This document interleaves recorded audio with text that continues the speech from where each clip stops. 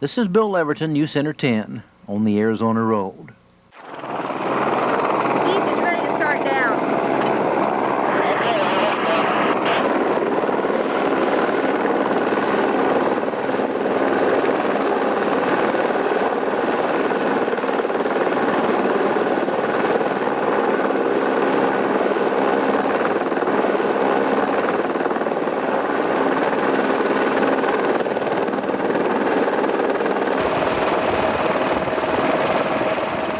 Next week on News Center 10 at 6, on Monday, Wednesday, and Friday nights, we're going to take a journey back into southern Utah and visit some more of those Anasazi Indian ruins in a remote part of that state. You might remember Lynn Clements and I visited there back in 1983, along with the National Park Service's regional archaeologist, Dr. Adrian Anderson. We took Paul Deef, a mountain climber from Phoenix, along with us to help us get into Indian ruins no modern man had ever visited. Well, we've rounded up the same folks, plus a couple more, and gone back to do some more filming for a documentary we're going to air early in 1988. What you'll see next week is a fascinating and scary trip off the side of a 100-foot cliff down to a small 700- or 800-year-old structure that we came to call the Pot in the Door Ruin. Okay. You'll also see me demonstrate, without a doubt, that I'm not a very graceful mountain climber. And we will explore the problems of saving and preserving pristine sites like this one. I was getting there just right around the corner. So I can drop you right here. I can get out and move that rock below us. That might, Yeah, that would help. Okay. This was actually our second trip. What led up to this we'll explain in another report in this series. But what we wanted to do simply was go where no modern man has gone before. Take you back across time, hundreds of years of time. Let you be the first to walk among the ghosts of a long-ago civilization. Touch things last touched by a prehistoric man. Join us, well, on an adventure. Everywhere we go, I want to make sure. This is serious television here. Everywhere we go now, because of the snow and everything, I want to make sure that we're belayed and tied in and all that kind of stuff. There are four of us. The lady is Dr. Adrian Anderson, regional archaeologist for the National Park Service. The guy in the funny hat is Paul Diefendorfer, a mountain climber. There's Lynn Clements, News Center 10's helicopter pilot and reporter. And the guy on the right there, that's Bill Leverton. You'll clip that blue sling into the line, and then you'll crawl across just like I did it. That way, if you fall, I'll catch you. But you're not going to fall, right? You are so right, Paul. Now we are at the first site. Storage structures, maybe a residential room. Gee, this is a nice little site, Bill. Look at what we've been involved in bringing all this mud in here. This is a really rare kind of construction that we've got in natural bridges. Look at the corn cob. There are very few examples of this around. Gee, I'm glad we got into here. Sort of spooky feeling you're the first people to be into these places.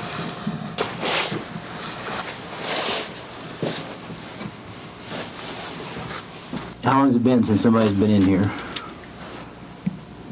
Probably 750 years at least since someone was here. Well, it's amazing that after all those years it's still here in as good a condition as it's in.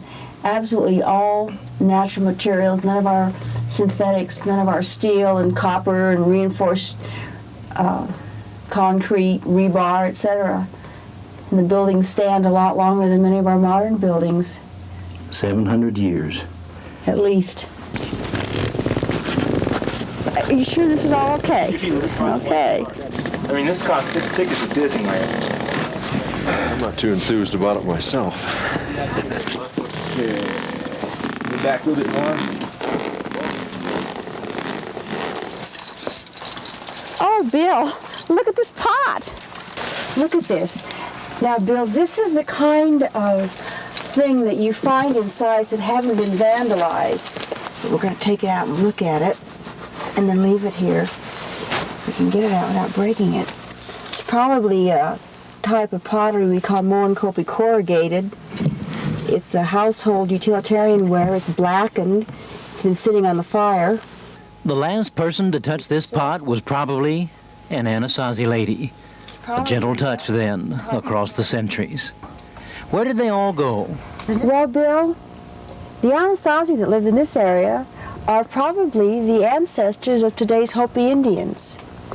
We know that they gradually moved south into the Hopi Mesa area. We know that they did this around AD 1200, but we're not exactly sure why.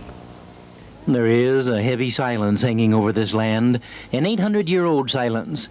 The Anasazi walked away and left these tangible yet elusive things behind to tantalize us. Way up here we are so far away from our own civilization. We cannot see it or hear it. And the last people here, the last to touch these things that we are now touching, have left their spirits here. And we walk among them. What do you think you're going to call this? Oh, well, when we record this site, this is going to be the Channel 10 site. There's no doubt about it. What do you think? You're really going to officially record this as the Channel 10 site? Sure. We can name sites anything we want. The Channel 10 site. How would you explain that to the Anasazi? There has been a silence here for 800 years. This is one of the last places in our country to be fully explored, only recently mapped. The high plateaus have seen very little human passage since the Anasazi left. They are remote, teeming with wildlife. The gently rolling plateaus give way suddenly to sheer cliffs and deep, inaccessible canyons, carved, it would seem, by some mad giant toying idly with the land.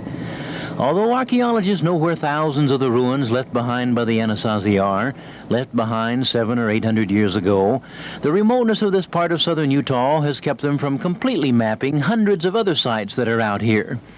Well, we gathered up a little band of people and decided to launch an expedition into the land of the Anasazi. The National Park Service, of course, had to agree, and from Denver they sent out their regional archaeologist, Dr. Adrian Anderson. We hired Paul Diefendorfer, the president of the Arizona Mountaineering Club, since most of the places we would be going you just couldn't simply walk into. We had Lynn Clements come along, News Center 10's helicopter pilot and reporter. He would fly the difficult and sometimes treacherous terrain. And Chuck Stoddard, a longtime friend of mine from Page, Arizona, would help us through part of the expedition. He had started at dawn on a Saturday morning. We left Wahweap on Lake Powell and headed up lake to a rendezvous with a Channel 10 helicopter. We would anchor still miles away from our final destination in southern Utah. This would be our base of operation for the next 2.5 days. What we're going to be doing is working around the rim here at a point along. How far below the rim are they? That's very variable. Looks a little rougher than it was even yesterday, Lynn. Yeah, it is, Bill. We're flying on the downwind side of this sledge here, and of course we're getting the downdrafts off the ridge. High winds and difficult terrain kept us from doing what we really wanted to do on the first try, and that was climb into Anasazi ruins no modern man had ever visited. Outside the window of the helicopter, we could see structures Dr. Anderson assured us no modern man had touched. The rock art there is what we call Fremont-style rock art. It's a nice triangular-shaped body. He's carrying a shield figure. He's got something in his right hand. It could be a spear. It could be a scythe. We just don't know. There's a pot lying in a doorway. Dozens of ruins all along the cliffs of this ridge. We were beginning to see why no modern man had ever been here. You couldn't get here from anywhere. Well, we finally did get there. We came back a few weeks later, and you saw that in our first report. But after high winds and increasing danger to our very lives made us turn away from these cliffs, we decided to do the next best thing and visit a site seen by very few modern men. We'll travel there in tomorrow's report. We'll go to Perfect Ruin. Even let us out at this level, and we just walk straight across to that other site. You know, it's not so bad. In this remote and faraway canyon, the site of Perfect Ruin. This, as many of these structures, was a storage complex.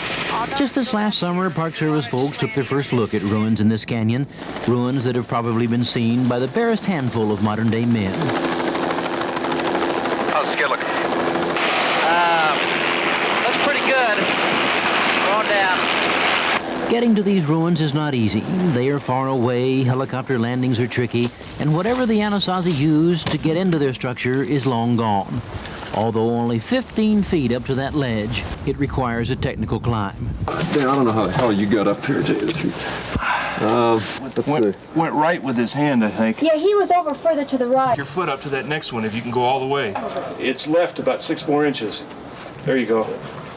Which brings us to another and perhaps most important reason why we're here. The Park Service now is keeping the sites we have visited secret. These ruins are in such good shape after 700 or 800 years because they are so remote. Because that terrible breed of American, those certain mindless, selfish, disrespectful men, the thief and the vandal, have not passed this way. Although against the law, vandalism and theft from archaeological sites in this country is so significant that the National Park Service sees it as one of their major preservation problems. And so it is that perfect ruin is so perfect. It's almost as if the Anasazi walked away only yesterday. Bill, this is a Anasazi granary, storage structure. It's constructed of flat slabs with beams for support in here and a lot of adobe mud. Of course, we know because of the remoteness of this area and the difficult access, very, very few people have been able to get into here. You see, these are the kind of things you do not see in structures that have been vandalized. Listen to the Park Service's Dr. Adrian Anderson talk about vandals. They deliberately kick over walls. They dig in the trash piles, in the debris of the 700-year-old occupants.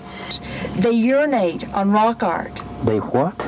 I have come around corners on this lake and observed men urinating on rock art panels. I don't believe it. This place has survived at least 700 years. It would not survive a vandal a minute. The vandal would not respect the fact that this was part of some man's life, that this was where a human being lived and loved and dreamed, that this is a place that could last and last, that folks after us could come and see and be imbued with the spirits left behind when an ancient culture walked away. Do you see how important this is? That if somehow you stumble on this place or others like it, will you please only just look, touch gently, take a picture, then walk away. Somebody 100 years from now will appreciate it. When the ancient ones, the Anasazi, left these canyons and mesas that are still today remote, they left behind bits and pieces of their lives. Surprisingly, some of those things have survived the centuries, 7 or 8 centuries in good shape. A kiva, a ceremonial place. The ladder is still here, the rung still wrapped in place with vine. Few modern men have explored these canyons, seen these things. Almost every turn holds a surprise. Look at this. The pot was constructed probably 700, 750 years ago by the prehistoric Anasazi groups who occupied these canyons. This was probably a cooking pot, a utilitarian pot. Dr. Anderson is so positive no other person will pass this way or pass other places we have been that she will take nothing away when we leave. This pot will stay in the ground. And so, on our expedition into the land of the Anasazi, we didn't make any dazzling discoveries. We found no archaeological wonders like Mesa Verde or Chaco Canyon. There are probably no places like that left to be found. But we were the first to visit some of the everyday living and working places of a prehistoric civilization. Probably where folks, well, kind of like you and I lived, with hopes and dreams and pains and worrying about tomorrow. That was special to us on this expedition, that first gentle touch across the centuries. We here in America do not have the time depth. In England and Europe, they go back eons, centuries and centuries and centuries. Europeans have a sense of identity with the past that we don't have here in this country. We do not have direct ancestors here, predating 1492 in Columbus and, of course, 1540 here in the American Southwest. But people were here. People have been here at very minimum for 10,000 years, and we suspect they've been here a lot longer. And they are part of our heritage here in this country, part of America's time depth, if you will. These deep canyons and high plateaus have not changed much in the 700, 800 years since the Anasazi lived their lives here. It is a special place. Lynn Clements flies his last trip into this deep canyon to pick us and our equipment up. It is likely we will not be back. The silence of the centuries falls back over the land. At the time the Anasazi were for some reason leaving this place to vanish into a dusty and vague corner of history, Genghis Khan was laying waste to Asia. It was the time of Leif Erikson and Richard the Lionhearted. But here in the vastness of what is now southern Utah, a 3,000-year evolution of a culture had pretty much died. The Anasazi had moved away. And in the 800 years since, this rugged canyon country has not changed. It is still far away from anywhere, hard to get to, not really all that well explored. But we went into this country with Vic Vieira, a national park ranger, to look at some recently discovered Anasazi ruins. And because of time and the roughness of the country, we could only look at some of them from the air. Now, we flew for 30 minutes down this long ridge and saw Anasazi ruins a recent survey by air had mapped. Ruins that maybe 10 people have seen since the Anasazi walked away. Look carefully in the doorway of that ruin. Look at that huge pot sitting in there. And here, a mud roof still mostly intact.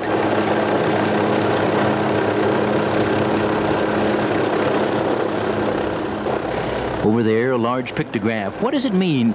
Does it say, "I am one mean warrior, stay away"? And here, a granary, the door to it still shut. What might somebody find inside? An answer, maybe, to all the elusive questions about the Anasazi? Well, probably not, but who knows? As the National Park Service widens their survey of this vast area, more and more sites like these are being found, untouched. But the problem is, modern man increasingly wanders into these remote places too. And although it's against the law, some modern men will vandalize these sites and steal the pots and steal away tenuous threads connecting us to a long ago man.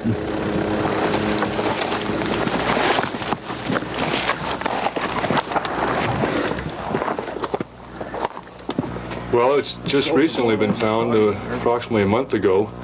We had our regional archaeologist on a field trip, and she was very excited about the state of preservation. Obviously, it hasn't had too recent a visitation.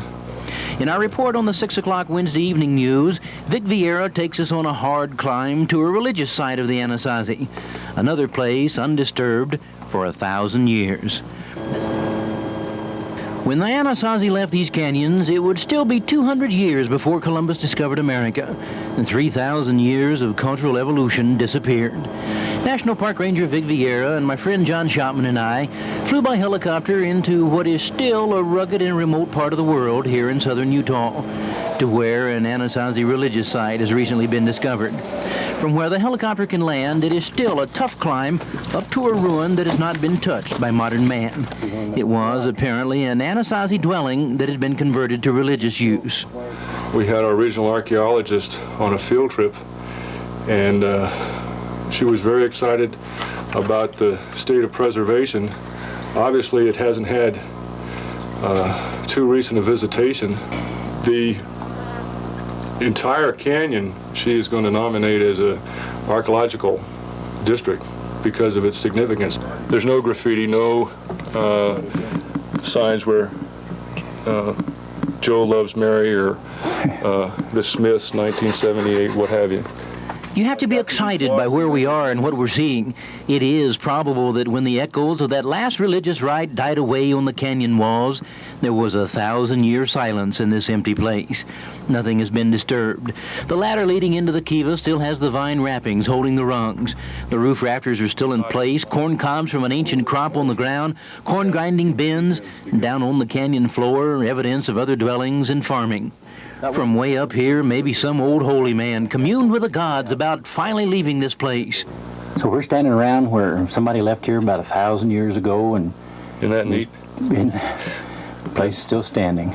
That's what's, you know, when you can be here alone and you have this totally quiet canyon, and you look down to where they made their living farming, you really respect the type of life that they led and appreciate how easy we really have it today. The location of this site is secret right now. It is so remote it would be hard to protect from vandals and pot hunters. And if by some crazy chance you should stumble on this place or a place like it, leave it alone. There's so much to be learned here, and these places are so fragile. Such fragile connections to a long, long ago people. This is a wild, inaccessible place that never fails to fascinate Lynn Clements and me. High mesas, sheer cliffs, miles of remoteness almost untouched by humans. By foot, it would take you days to reach where we've been here. And even with the help of our helicopter and experienced mountain climbers, it was a strenuous chore at best. Well, we rounded up all the participants of that earlier expedition and a couple more and headed out Recall now that tucked away in niches and shelves along these cliffs are hundreds of Indian ruins, many of them not ruins at all, but essentially intact, much like the Anasazi left them 700 or 800 years ago. Now, we've promised not to tell you exactly where these sites are. The importance of pristine, undisturbed sites to archaeologists is more important than you can imagine. And as we'll see in these reports, vandals would follow us here very quickly if we let them. We chose a site that offered a little bit of a mystery. This was a storage structure for the Anasazi. Why was it so inaccessible? The National Park Service's Dr. Adrian Anderson felt it might be a site no modern man had ever touched, a plus for archaeologists. Getting to the site, however, turns into a major operation. Bill, it's right out about 100 feet straight down. Actually, more than straight down, it's overhung. We are going to be just dangling there for a bit. Just dangling and hanging out, taking in the sights. But not too bad. E-ticket ride at Disneyland. He's ready to start down.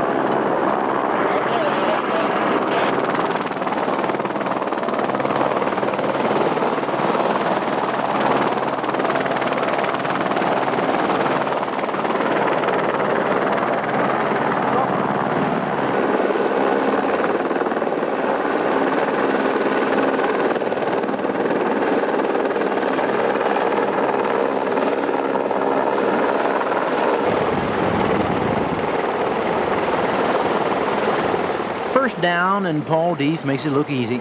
But for the rest of us, our minds simply didn't agree with what we wanted our bodies to do. You probably start rotating a little bit once you start to clear the wall. Just sit back, enjoy the ride, and look around. Right off the top, so to speak, I scare myself so badly all I want to do is go home. Well, most of the day your body is just yelling at you, "Don't do this, you idiot." Dr. Anderson comes twirling down the 100-foot face, followed by Tom Fergus, one of our Channel 10 photographers, and he swings onto the ledge. And Lynn Clements elects to stay up on top with Woody, the other mountain climber, and guard the helicopter. And we are here. In Wednesday's report, a nice surprise on that tiny ledge so far away. On my head. After swinging down off this 100-foot cliff and after considerable physical abuse, we all managed to perch ourselves on this narrow ledge. National Park Service archaeologist Dr. Adrian Anderson peers in the door of this 8th-century-old storage structure and finds a large pot. She names this site, then, Pot in the Door Ruin. The pleasure of a site like this one for Dr. Anderson is its pristine condition.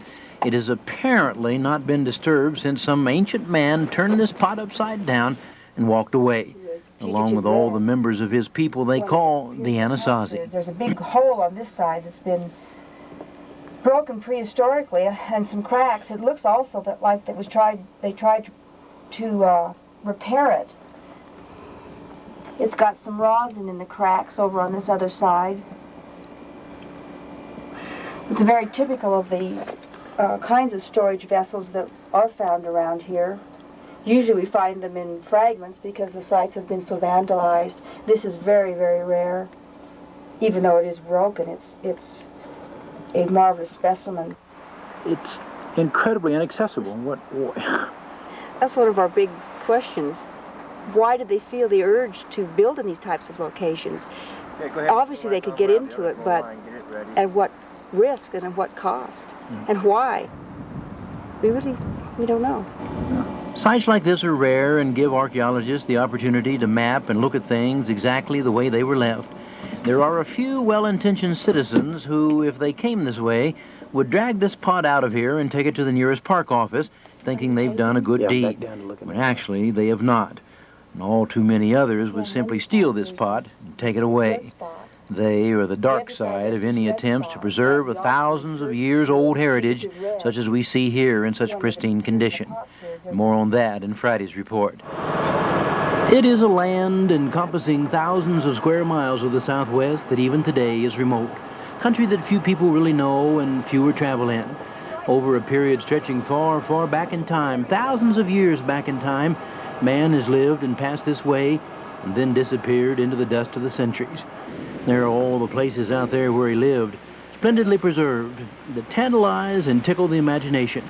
So much, it seems, but yet really telling us so little. And there are windswept places where there are only mounds of rubble hiding who knows what secrets. And these are the lonely places where vandals come and dig and sometimes take bulldozers to scrape away and destroy 90% of a site to reap enormous profits from the artifacts they do manage to retrieve whole. The National Park Service's Dr. Adrian Anderson. I don't believe I have been in very many sites, and I've been in hundreds, that have not been disturbed in one way or another. And we aren't talking about natural destruction. We're talking about people scratching their names on the walls. We're talking about people tearing walls down, digging around in sites, lithic sites, etc. It's pretty widespread. Really almost being spiteful. Yes, it suggests that people have no respect for themselves and no respect for each other. And when it's an intentional kind of thing, they're just out there to destroy things. It really says something pretty strange about our society. And that's why we won't tell you where Pot in the Door ruin is located. Most of you probably couldn't get here anyway, but that other surprise we were talking about... And as far up as we are and as hard as it was for us to get here, we aren't the first. You're right, Bill. Ken was here in 1928. But you know, Bill, Ken and his party must have been very sensitive to what they were seeing, because they left the ruin intact, nothing's torn down, and they left the pot in place. Ah, an ever so faint touch with the long ago people. This is Bill Leverton, News Center 10 on the Arizona Road.